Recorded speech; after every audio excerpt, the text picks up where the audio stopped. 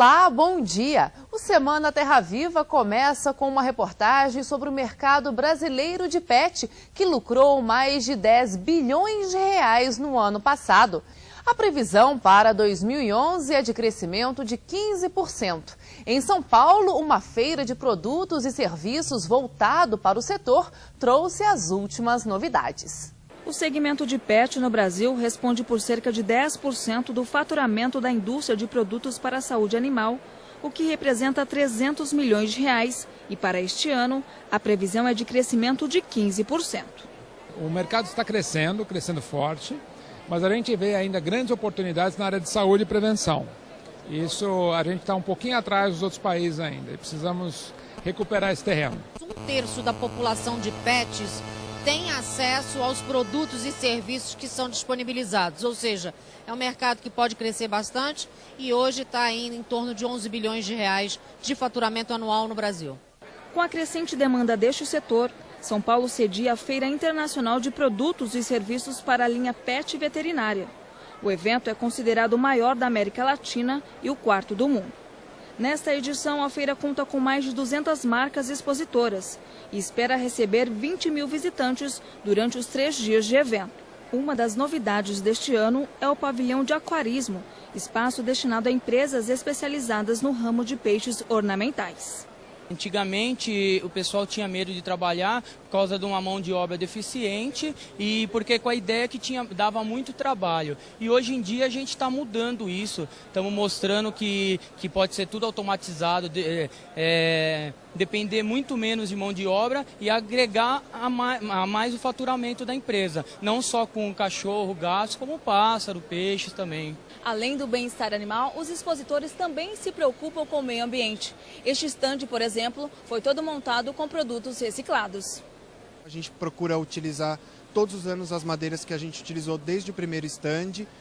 E os móveis são do showroom, então a gente traz para cá os mesmos móveis, as madeiras são certificadas e a gente utiliza também madeiras de poda das árvores de São Bernardo, que é onde a marca fica. O Senado realizou essa semana mais uma audiência pública sobre a reforma do Código Florestal. Desta vez foram ouvidos representantes das Assembleias Legislativas Estaduais. Antes da audiência, a Comissão de Agricultura aprovou o requerimento garantindo a votação do relatório em conjunto com a Comissão de Ciência e Tecnologia. Durante a audiência pública nas comissões de Agricultura, Meio Ambiente, Ciência e Tecnologia, os representantes das Assembleias Legislativas defenderam uma maior autonomia dos estados na regulação do uso dos recursos florestais. Os deputados estaduais também apresentaram aos senadores argumento em favor dos produtores que derrubaram áreas de florestas amparados pela legislação da época e que hoje, pela legislação em vigor, estão em situação irregular. Esse novo código terá que conter mecanismos legais que devolva a esses cidadãos e cidadãs o direito de serem brasileiros legais. Que devemos ter instrumentos econômicos que incentivem e valorizem a preservação.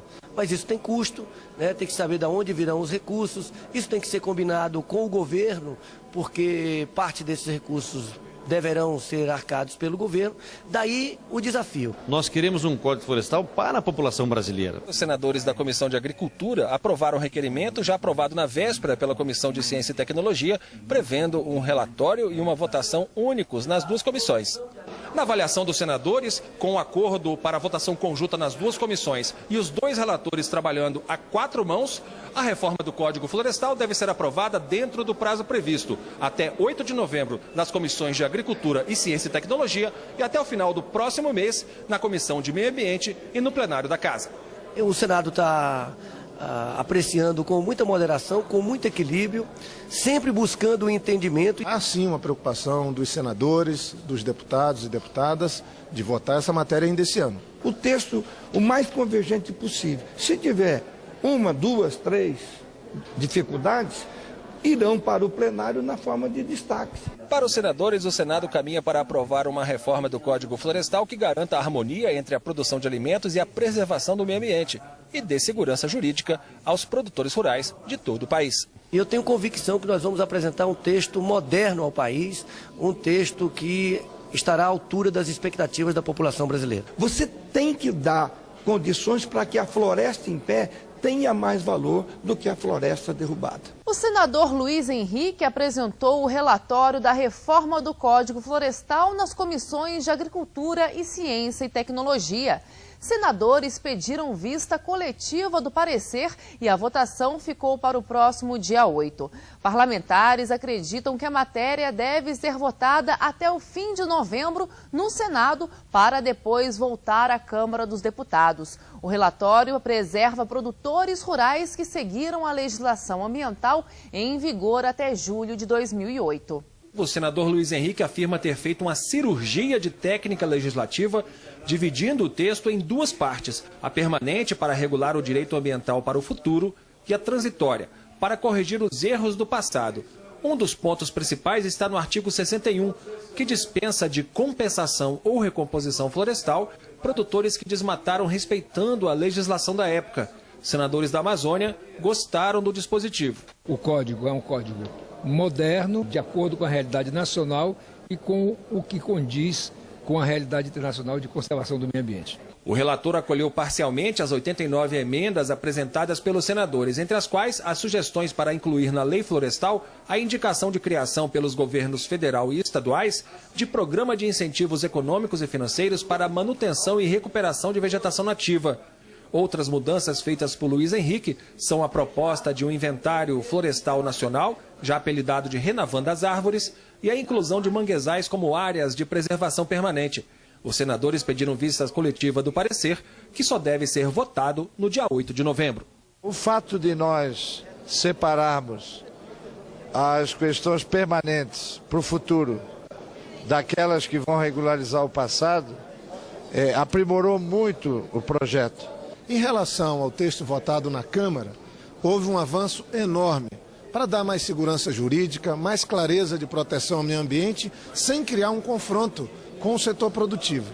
Esse relatório está sendo feito a 4 mãos entre os dois relatórios e tenho convicção que ao final nós teremos um texto excelente. Mesmo com os feriados de 2 e 15 de novembro, os senadores ainda trabalham com a expectativa de concluir a votação da reforma do Código Florestal aqui no Senado até o final de novembro. Depois, o texto segue para o plenário da Câmara dos Deputados, porque foi alterado aqui na Casa.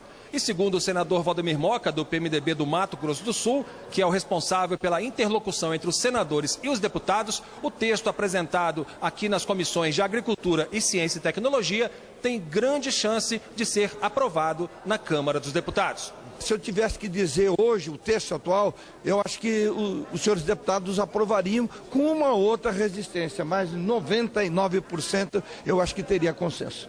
Ministro da Agricultura, Mendes Ribeiro Filho, deve retornar ao trabalho no próximo dia 7 de novembro.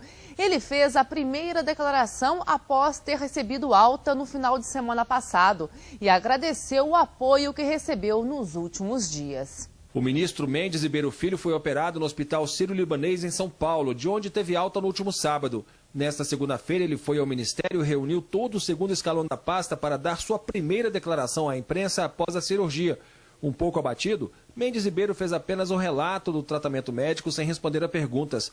Disse que a recidiva do tumor havia sido detectada durante exames em Porto Alegre e que a cirurgia para a retirada estava programada para o dia 27 deste mês.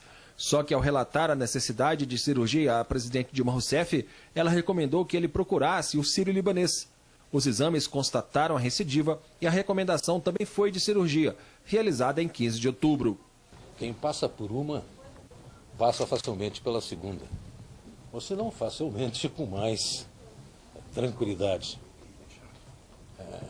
Eu quero agradecer, sem dúvida, a Dilma, a minha presidente, a minha equipe médica, os amigos políticos.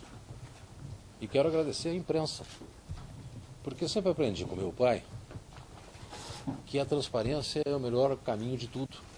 E a gente tem que tratar com transparência de tudo que acontece com a gente. Mendes Ribeiro não comentou sobre o possível resultado da biópsia. Afirmou apenas que sua expectativa agora é para a retirada dos pontos no próximo sábado e para o retorno ao trabalho, previsto para 7 de novembro. Ele agradeceu o apoio que recebeu nos últimos dias e disse que a cirurgia o tornou mais emotivo ainda. Eu me tornei mais mole do que eu era. Agora, imagina, né? Eu sou um brasileiro comum que fui acometido de uma doença e que fui muito bem tratado e que só tenho que agradecer a todo mundo. A seguir, veja quais são os desafios da avicultura no país.